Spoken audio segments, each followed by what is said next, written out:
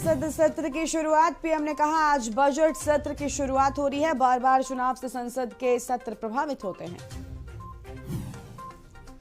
PM Modi 1:30 बजे करेंगे virtually संवाद। शामली, मुजफ्फरनगर, बागपत के मतदाताओं से संवाद। सहारनपुर, नोएडा के मतदाताओं से करेंगे संवाद।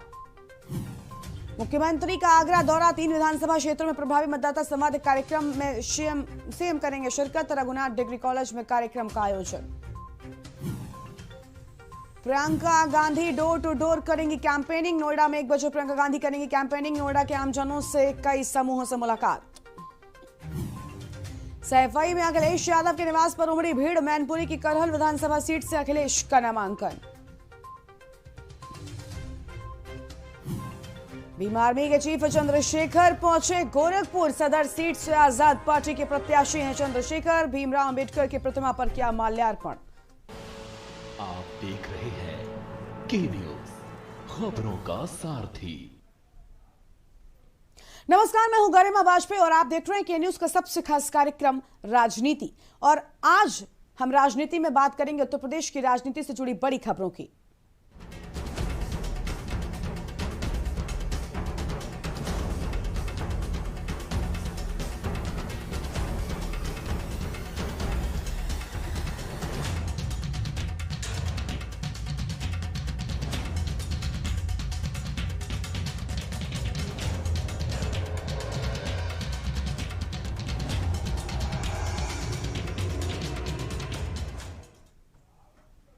और आज राजनीति में सबसे पहले बात होगी करहल में शंखनाद की। जी हां, अखिलेश यादव का शंखनाद आज हो रहा है क्योंकि आज नामांकन दाखिल कर रहे हैं अखिलेश यादव। करहल से अखिलेश यादव का नामांकन से पहले बोले सपा प्रमुख, मैनपुरी की जनता ने मौका दिया है। नेताजी और सपा का मैनपुरी से पुराना रिश्ता है। करहल से अखिलेश यादव का नामांकन। नेगेटिव पॉलिटिक्स करने वालों को हराएंगे अखिलेश यादव की ओर से अब बड़ी बातें कही गई हैं। मैनपुरी का चुनाव मैं जनता पर छोड़ता हूं। सपा विकास, खुशहाली और तरक्की करेगी। ये सभी बड़ी बातें अखिलेश यादव की ओर से कही गई हैं। तो मैनपुरी में आपको बता दें कि करहल विधानसभा सीट से नामांकन दाखिल करने के लिए अखिलेश यादव आज पहुंचे हैं और ये बड़ी बातें उसी दौरान की कही गई हैं जहां पर उन्होंने कहा कि मैं ये चुनाव जनता के हाथों में सौंपता हूं और नेगेटिव पॉलिटिक्स करने वालों को हम इस चुनाव में हराएंगे। तो ये बड़ी बातें उनकी ओर से कही गई हैं। इस वक्त की बड़ी खबर आपको हम बता रहे हैं जहां पर मैनपुरी का चुनाव मैं जनता पर छोड़ता हूं। सबसे अहम बात उनकी ओर से कही गई। उन्होंने कहा कि सपा विकास, खुशहाली और तरक्की करेगी। तो आज नामांकन दाखिल करने के लिए अखिलेश यादव पहुंच रहे हैं और करहल से अखिलेश यादव का नामांकन हो रहा है।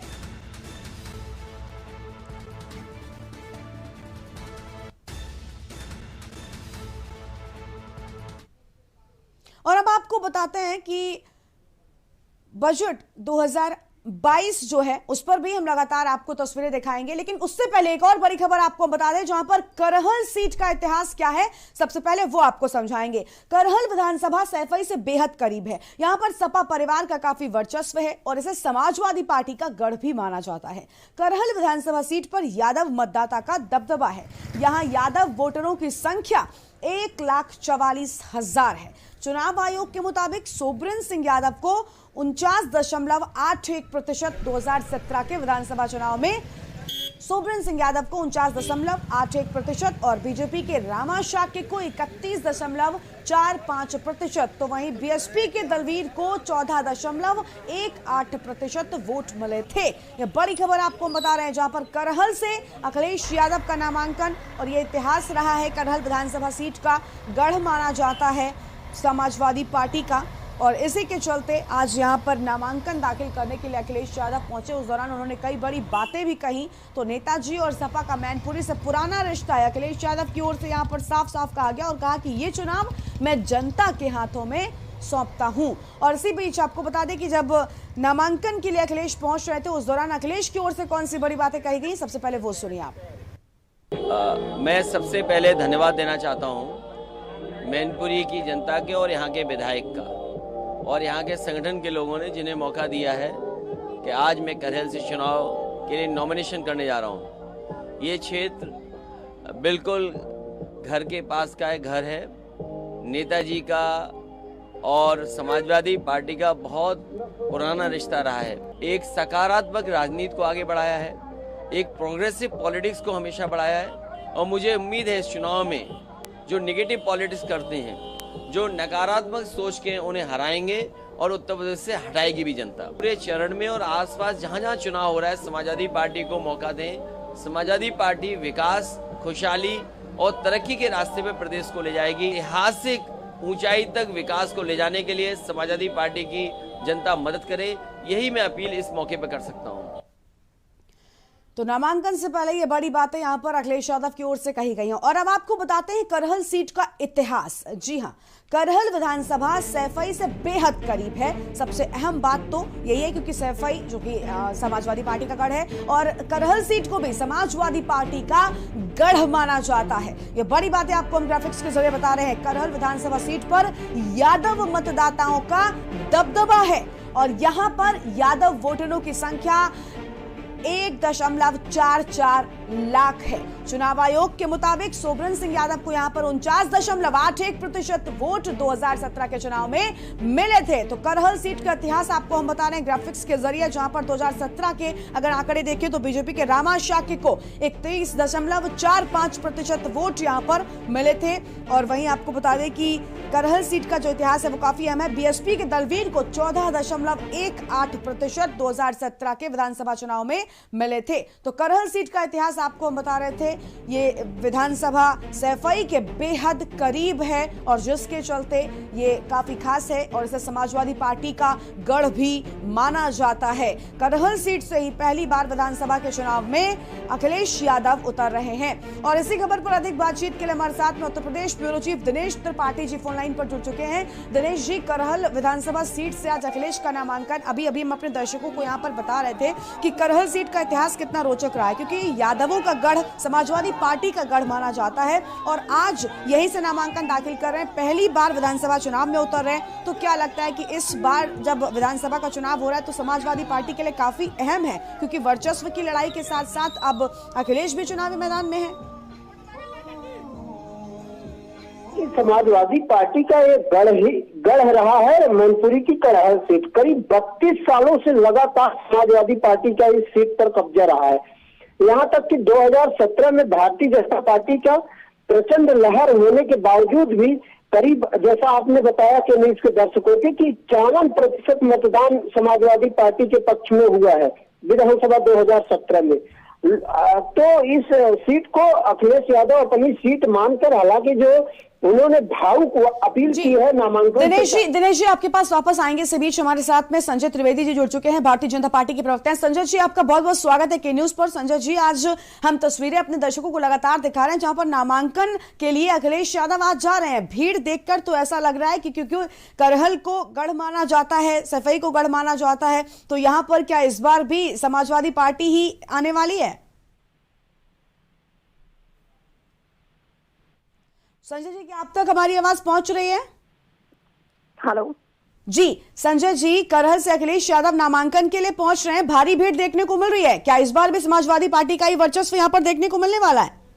जी, पहले तो मैं आपको बता दूं, मेरा नाम कंचन त्रिवेदी और बीजेपी से हूँ। बाकी जो आप बोल रही हैं कि यहाँ पे जाने वाले हैं वो जाएंगे और उनको जो आशीर्वाद है वो मिलने वाला है, वो उनका भ्रम मात्र है, क्योंकि जो भी इन्होंने वादे किए हैं वो सब उन्होंने वादा खिलाफी की है, चाहे वो किसी भी प्रकार से देख लिया जाए। इनका 2012 का मैनिफेस्टो जरा आप देखेंगी ना तो एमएसपी की बात करके इन्होंने 1.5 गुना भी नहीं दिया, जो कि हमने 1.5 गुना तो दिया कम से कम।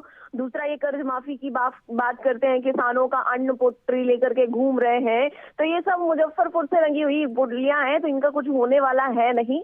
बाकी इनको करने दीजिए जो कुछ कर रहे हैं। 10 तारीख को इनका परिणाम और इनका ये जो भी अभिमान है वो चूर होते हुए आपको दिखाई देगा। ठीक है, सबसे पहले तो माफी आपसे कंचन जी, मुझे कुछ और इंस्ट्रक्शंस मिले कंचन जी, लेकिन जैसा कि अभी आपने कहा कि यहाँ पर इन लोगों को करने दीजिए और 10 तारीख को तस्वीर साफ हो जाएगी, लेकिन अगर कंचन जी बात करें तो 30 सालों से यहाँ पर दबदबा जो है वो बना हुआ। आपके पास वापस आएंगे, हमारे साथ में कपिल श्रीवास्तव जी भी जुड़ चुके हैं। कपिल जी समाजवादी पार्टी की ओर से। कपिल जी, कंचन जी का कहना है कि 10 मार्च को इस बार तस्वीरें कुछ अलग सामने आने वाली हैं, लेकिन अगर बात करें करहल की या सैफई की तो 30 सालों से वहां पर आपकी पार्टी का दबदबा रहा है। क्या कहेंगे आप, 10 मार्च को कैसी तस्वीर आएगी? 10 जो तस्वीर आ रही है वो है, और जो ये कह रही है ये कहते हैं कि वो समाजवादी पार्टी अपने को समझेगा।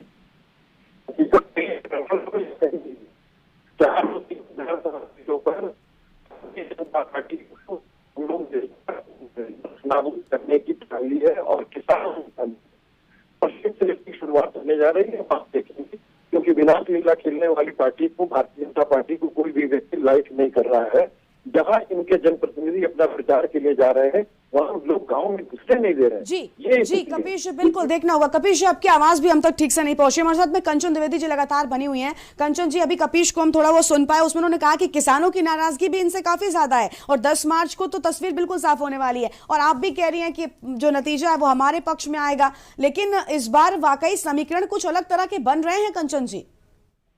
जी, समीकरण तो हमेशा बनते ही हैं और बनने भी चाहिए समीकरण, क्योंकि वही चीज दिलचस्प देखने वाली होती है कि जब अन्यायी बहुत बढ़ जाए और अन्यायी का आगे इतना हौसला बढ़ जाए, जैसे रावण का बढ़ गया था। ये तो भाई कपीस जी हैं, तो अब ये तो कपीस मतलब बंदर होता है, बंदर लोग ऐसे ही उचकते रहते हैं, शाखा पे शाखा पर जाई, तो इनका काम ही है उचकने दीजिए। बाकी स्थिति क्या होगी वो जनता, कहते हैं ना जनार्दन होती है, वो ईश्वर होती है और वही हमारा फैसला करने वाली है। जो काम करेगा, जो पृष्ठभूमि पर होगा, उसके साथ ही जनता होगी, क्योंकि हमने जनता की पढ़ाई लिखाई कमाई और सारी व्यवस्थाओं को लेकर उन पर ध्यान दिया है, सुनवाई से लेकर के, तो वो तो जनता का फैसला है। मैं बिल्कुल भी अभिमान नहीं करूंगी, ना ही मेरे पार्टी के कोई भी सदस्य, ना ही कोई नेता इस तरीके के अभिमान में रहते हैं जैसे अखिलेश जी और अखिलेश जी के कार्यकर्ता रहते हैं। ठीक है, कपीश जी भी हमारे साथ में लगातार बने हुए हैं। कपीश जी, अभी कंचन जी को आपने सुना, कुछ कहना चाहेंगे आप उनके जवाब में? उनकी आवाज बहुत कम आ रही थी, हम ठीक से उन्हें सुन नहीं सके जी कपीश, लेकिन वो हम जान रहे हैं, इतना ही कह रहे होंगे, वो हमारी चीजों का विरोध कर रहे हैं। ठीक है कपीश जी, आज हमने देखा यहाँ पर भीड़ जो है वो काफी ज्यादा अखिलेश यादव के नामांकन के काफिले के साथ में चल रही थी। चुनाव आयोग के सख्त नियम है, बावजूद इसके इतनी भीड़ कहीं ना कहीं ये परेशानी खड़ी कर सकती है आप लोगों के लिए? नहीं, देखिए, बिल्कुल खड़ी करनी चाहिए और खड़ी कर सकती है, लेकिन जनता जो साथ में खड़ी हो जा रही है उसका कोई क्या कर सकता है? आप तो खुद देखिए ना, थूक जिहाद चला रहे हैं अमित शाह।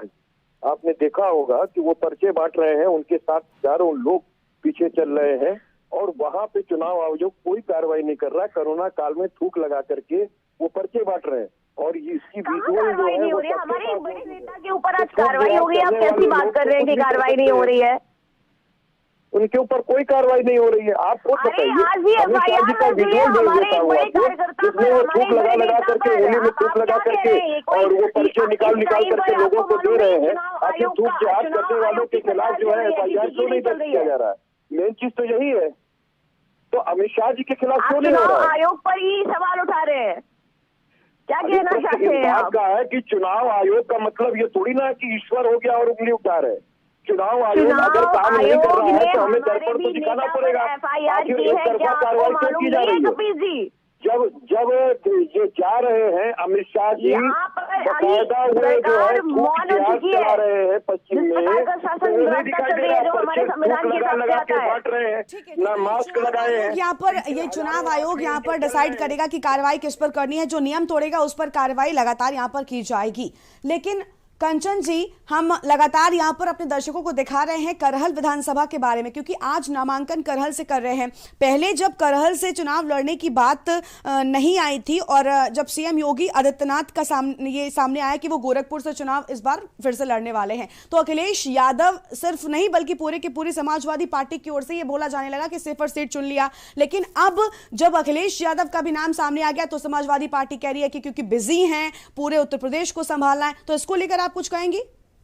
बिल्कुल कहूंगी, क्योंकि हमारे यहाँ तो मजबूती के साथ में काम किया जा रहा है ना, क्योंकि आदरणीय योगी जी ने ये नहीं बोला कि नहीं हम बस दबे पाओ केवल अपने पद को संभालेंगे, नहीं, हम जनता से प्रमुख होकर के आएंगे, हम जनता से चुन करके आएंगे। और ये मजबूरी अखिलेश जी के लिए हो गई कि उन्होंने देखा कि विरोध भी है और अगर हम डटकर सामना करना चाहते हैं तो हमें भी चुनाव लड़ना चाहिए। जो पहले नहीं लड़े वो अब उनको लड़ना पड़ रहा है, इस प्रकार से जनता के हिसाब से वो आ रहे हैं, तो ये उनकी मजबूरी बन गई है, क्योंकि हमारे आदरणीय योगी जी ने ऐसा बोला और उनके विपक्ष की वजह से, क्योंकि अब उनके कार्यकर्ता का उत्साहन खत्म हो जाता अगर वो नहीं लड़ते, तो ये उनकी मजबूरी है और इसीलिए बेचारे वो वहां से लड़ रहे हैं। तो ये तो संवेदनशील मामला हो गया थोड़ा सा, क्योंकि वो नहीं चाहते थे लड़ना। जी कपिश जी, आप बताइए, क्योंकि हम देख रहे थे लगातार यहाँ पर अखिलेश यादव हमलावर हो रहे थे जैसे ही गोरखपुर सीट से योगी आदित्यनाथ का नाम सामने आया, और खुद भी सेफर सीट चुनना, जो यादव बाहुल्य क्षेत्र है उसको चुनना, तो कहीं नहीं मतलब ऐसा क्यों किया गया? क्योंकि पहले तो आप हमला बोल रहे थे भारतीय जनता पार्टी पर।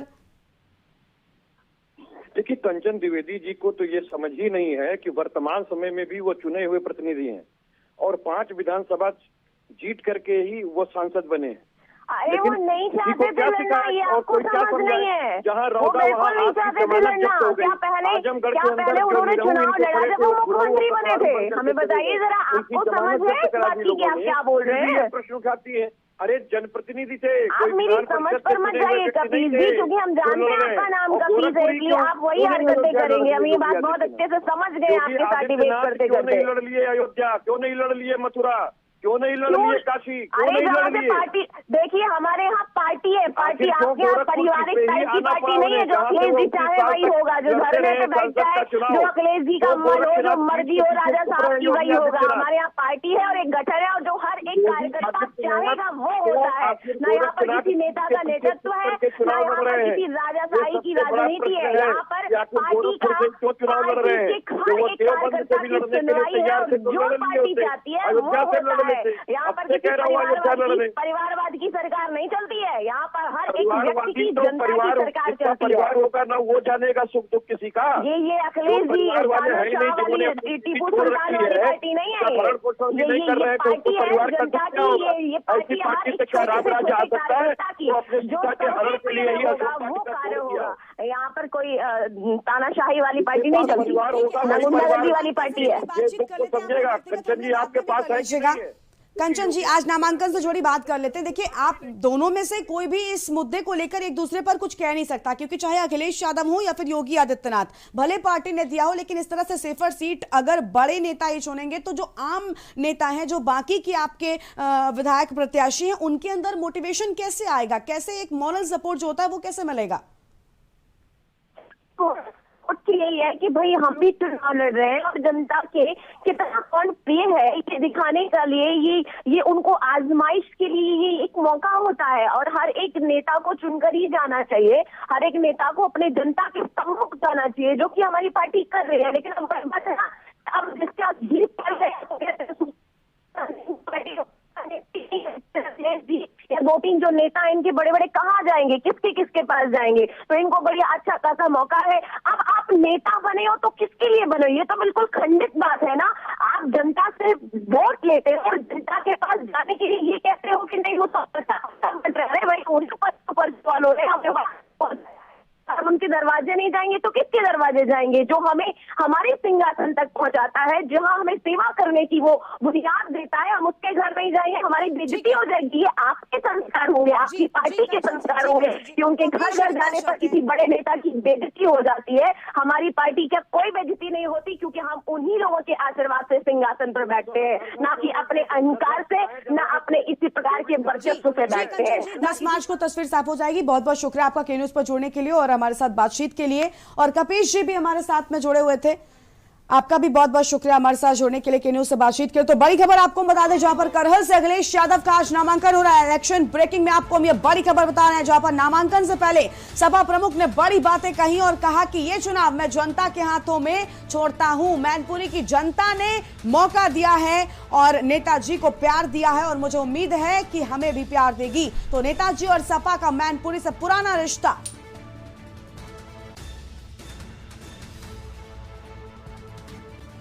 तो दिनेश जी भी हमारे साथ बने हुए थे। दिनेश जी, आपका भी बहुत बहुत शुक्रिया इस खबर पर अधिक अपडेट हमारे दर्शकों तक पहुंचाने के लिए। तो नेगेटिव पॉलिटिक्स करने वालों को हराएंगे अखिलेश यादव की ओर से ये बड़ी बातें कही गई हैं। और ब्रेक का वक्त हो रहा है, लेकिन ब्रेक के बाद बजट पर चर्चा करेंगे। आप देख रहे हैं के न्यूज, खबरों का सारथी। राम राम, चुनाव आ रहा है, हिसाब लगा लेते हैं। पहले प्रदेश में हर चौथे दिन दंगा होता था और उन दिनों आपके व्यापार में कितना नुकसान होता था, लिख लीजिए। और भाजपा सरकार में प्रदेश में 5 सालों में एक भी दंगा नहीं हुआ है। कितने व्यापार खुले, कितने बढ़े, हिसाब लगा लीजिए। और सुनिए, चाय पिएंगे, कड़क है, योगी जी जैसी। सोच ईमानदार, काम असरदार। यूपी फिर मांगे भाजपा सरकार। कमल का बटन दबाएं, भाजपा को जिताएं। खुदी को आजमाया है तो ये अंदाज आया है, खुदी को आजमाया है तो ये अंदाज आया है। तुम में भी मैं हूं, शुद्ध प्लस पान मसाला। आप देख रहे हैं के न्यूज, खबरों का सारथी।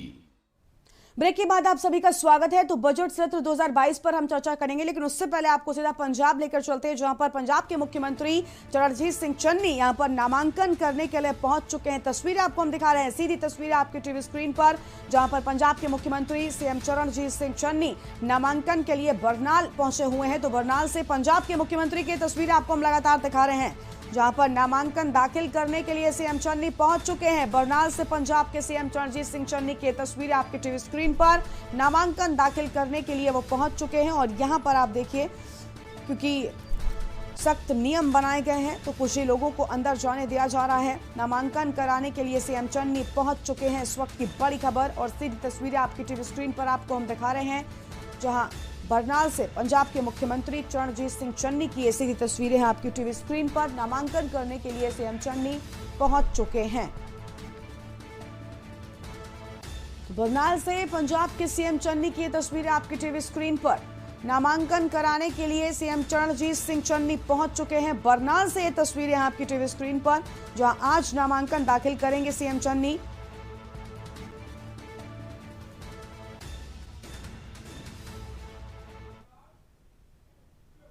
और अब बात करेंगे बजट 2022 की। जी हां, बजट सत्र की शुरुआत में राष्ट्रपति रामनाथ कोविंद ने कहा कि मेरी सरकार की संवेदनशील नीतियों के चलते देश में अब स्वास्थ्य सेवाएं जन साधारण तक आसानी से पहुंच रही हैं। 80,000 से अधिक हेल्थ एंड वेलनेस सेंटर्स और करोड़ों की संख्या में जारी आयुष्मान भारत कार्ड से गरीबों को इलाज में मदद मिली है। सरकार ने रिकॉर्ड उत्पादन को ध्यान में रखते हुए रिकॉर्ड सरकारी खरीद की है। रबी की फसल के दौरान 433 लाख मीट्रिक टन गेहूं की खरीद की गई, जिससे लगभग 50 लाख किसानों को सीधा फायदा पहुंचा है। खरीफ की फसल के दौरान रिकॉर्ड लगभग 900 लाख मीट्रिक टन धान की खरीद की गई, जिससे 1 करोड़ 30 लाख किसान लाभान्वित हुए। सरकार के प्रयासों से देश का कृषि निर्यात भी रिकॉर्ड स्तर पर बढ़ा है। वर्ष 2020-21 में कृषि निर्यात में 25% से अधिक की वृद्धि दर्ज की गई। यह निर्यात लगभग 3 लाख करोड़ रुपए पहुंच गया है। हॉर्टिकल्चर और शहद उत्पादन भी किसानों के लिए आमदनी के नए स्रोतों और बाजार तक उनकी बढ़ती पहुंच के महत्वपूर्ण माध्यम हैं। शहद उत्पादन को प्रोत्साहन देने से वर्ष 2020-21 में देश का शहद उत्पादन 1,25,000 मीट्रिक टन तक पहुंच गया है, जो कि 2014-15 की तुलना में करीब 55% ज्यादा है। 2014-15 की तुलना में शहद की निर्यात मात्रा में भी 102% से ज्यादा की वृद्धि दर्ज की गई है। किसानों को उनकी फसल के अधिक दाम मिले, इसके लिए उनके उत्पादों का सही बाजार तक पहुंचना जरूरी होता है। इस दिशा में सरकार ने किसान रेल सेवा शुरू करते हुए किसानों के लिए खुशहाली के नए रास्ते खोलने का काम किया है। और बजट सत्र की शुरुआत में पीएम मोदी ने कहा कि आज बजट सत्र की शुरुआत हो रही है। बार बार चुनाव से संसद के सत्र प्रभावित होते हैं। चुनाव अपनी जगह पर है और चलते रहेंगे। क्या कुछ कहा वो भी सुनिए।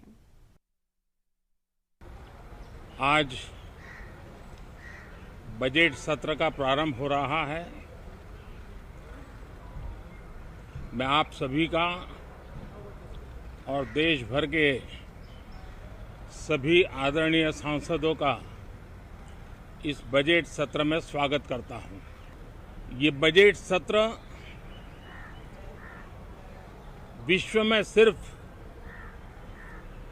भारत की आर्थिक प्रगति भारत में वैक्सीनेशन का अभियान, भारत की अपनी खोजी हुई वैक्सीन पूरी दुनिया में एक विश्वास पैदा कर रही है। मैं आशा करता हूं कि सभी आदरणीय सांसद, सभी राजनीतिक दल खुले मन से उत्तम देश को प्रगति के रास्ते पर ले जाने में, उसमें गति लाने में अवश्य मददरूप होंगे। ये बात सही है कि बार बार चुनाव के कारण सत्र भी प्रभावित होते हैं, चर्चाएं भी प्रभावित होती हैं, लेकिन मैं सभी आदरणीय सांसदों से प्रार्थना करूंगा कि चुनाव अपनी जगह पे हैं, वो चलते रहेंगे, लेकिन हम सदन में ये बजट सत्र एक प्रकार से पूरे वर्ष भर का खाका खींचता है। और आज से बजट सत्र की शुरुआत हो रही है। बीते वित्त वर्ष में बजट में टैक्स स्लैब में कोई भी बदलाव नहीं किया गया था। ऐसे में इस बार उम्मीद है कि सरकार कोई बड़ी घोषणा कर सकती है। इसके अलावा स्वास्थ्य, इंफ्रास्ट्रक्चर, रियल एस्टेट, रक्षा, हॉस्पिटैलिटी और MSME सेक्टर समेत अन्य क्षेत्रों के लिए कोरोना के दौर में बड़ी घोषणाएं और राहत पैकेज का ऐलान भी किया जा सकता है। बजट 2022 से जुड़ी लोगों की क्या उम्मीदें हैं, आइए आपको दिखाते हैं कि आम बजट पर लोगों की क्या राय है। कितनी उम्मीद है आपको इस बजट से सर? इसमें सबसे ज़्यादा जो उम्मीदें हम मिडिल क्लास जो लगा के बैठे हैं कि सरकार, हो सकता है कोरोना में जो हमारा सबका लॉस हुआ है, कहीं ना कहीं किसी न किसी परिवार के अंदर सब कुछ, किसी ने कुछ खोया है, किसी ने कुछ नौकरियां गई है, तो उम्मीद है कि मिडिल क्लास को ध्यान रखते हुए बजट का शुरुआत करनी चाहिए, जिससे कि आगे की सारी प्रॉब्लम्स कुछ तो सॉल्व हो। फाइनेंस मिनिस्टर को वो लगातार बजट पेश कर रही हैं और उनसे बड़ी उम्मीदें हैं देश को। खासकर जो हमारा बेरोजगार तबका है, उनको रोजगार बहुत कम मिला है पिछले कई सालों से कोरोना के नाते। तो मेरी गुजारिश है इनसे कि ये बेरोजगार के सिलसिले में काम करें, स्किल डेवलपमेंट के सिलसिले में काम करें, और दूसरा एजुकेशन। दिल्ली को छोड़ के बाकी हर जगह एजुकेशन बहुत महंगा हो गया, गरीब बच्चे बिल्कुल नहीं पढ़ पा रहे हैं। मुझे काफ़ी उम्मीद है कि ये जो बजट होगा ये एक मिडिल क्लास के लिए होना चाहिए, और इसमें हमें ये देखना चाहिए कि हमारी मिडिल क्लास जो है, हम जो टैक्स और जो रिटर्न्स फाइल करते हैं वो कुछ हमारे को राहत मिली जाए इसमें। और हम ये चाहते हैं कि इसमें हमारी कंट्री का भी डेवलपमेंट होना चाहिए साथ ही साथ, और जो ऑल ओवर जितने भी हमारी पॉपुलेशन है, जो इंडिया के जितने भी लोग काम करने वाले हैं, या बिजनेसमैन हैं या कोई भी हैं, उनका भी फायदा हो, हमारा भी फायदा हो, हमारी भी उन्नति हो और देश की भी उन्नति हो। जब मिस्टर जेटली जी थे तब तो मैं थोड़ा ज्यादा एक्सपेक्टेशन रखती थी, और ऑफिस में भी थी और कॉलेज में भी, तभी भी मैंने उनके बजट्स देखे हैं। बट अभी जो है मेरे को कुछ खास उम्मीद नहीं है। एज यूजुअल मुझे लगता है कि नॉर्मल लोगों के लिए थोड़ा प्राइस हाइक हो जाएगा, और जो बेसिक चीजें हैं वो ज्यादा प्राइसी हो जाएंगी, और जो मतलब ज्यादा लोग यूज नहीं करते वो नॉर्मल प्राइस में आएगा। That's what I think. लेकिन रियलिटी में क्या होने वाला है वो मैं कह नहीं सकती, लेकिन मेरे को। और राजनीति में आज बस इतना ही। तमाम बड़ी खबरों के लिए आप देखते रहिए आपका अपना चैनल के न्यूज़ इंडिया। नमस्कार।